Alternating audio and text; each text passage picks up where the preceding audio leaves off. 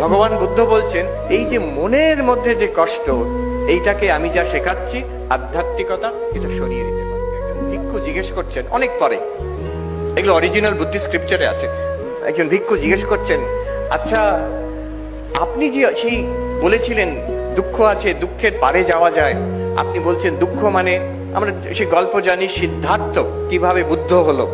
একটা রোগার্ত মানুষকে দেখেছে, একজন বৃদ্ধ মানুষকে দেখেছে, তারপরে একজন মৃতদেহকে দেখেছেন, দেখে বলছেন এই হচ্ছে দুঃখ, যারা ব্যাধি আর মৃত্যু, এ হচ্ছে দুঃখ, এর পারে যাওয়া যায় এবং আমি বোধি লাভ করে দুঃখের পারে গেছি।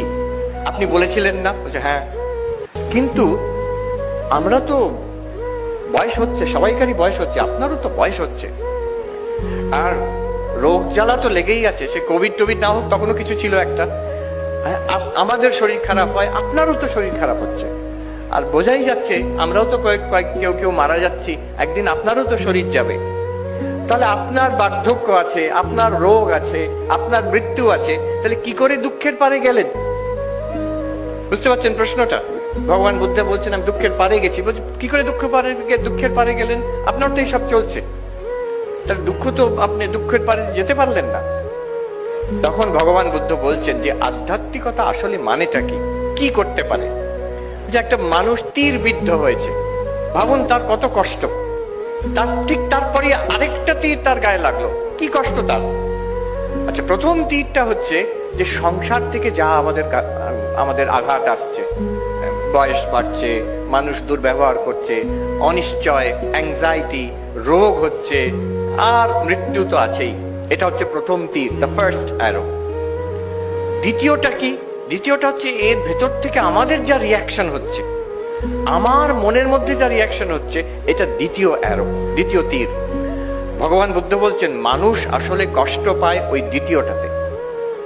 এটা ঠিক কথা, একই রোগ, দুজন পেশেন্ট দুরকম রিয়াকশন হয়, ডাক্তারবাবু ভালো করে জানেন, সব ডাক্তাররা জানেন। একজন ভেঙে পড়ে, একজন ওটাকে মানিয়ে নেয়। তার মানে আসল কষ্টটা কিন্তু রোগের থেকে নয়, আসল কষ্টটা মনের মধ্যে। ভগবান বুদ্ধ বলছেন এই যে মনের মধ্যে যে কষ্ট, এইটাকে আমি যা শেখাচ্ছি আধ্যাত্মিকতা, এটা সরিয়ে দিতে পারে। প্রথম যে বয়স হচ্ছে, দুঃখ কষ্ট আছে, রোগ হচ্ছে, এগুলোকে আধ্যাত্মিকতা সরাতে পারেন না। যে কোনো সাধক, সে অবতার পুরুষ হোক, কৃষ্ণ, রাম, বুদ্ধ, রামকৃষ্ণ, যেই হোক, যিশু, তাদের সবাইকার শরীর গেছে একদিন, রোগ হয়েছে, ঠাকুরের ক্যান্সারও হয়েছে। আধ্যাত্মিকতা যদি ওটাকে সারিয়ে দিতে পারতো, তাহলে এটা তা হতো না তো। First arrow cannot be handled by spirituality, এটা হবেই হবে, এটা সংসারের ধর্ম।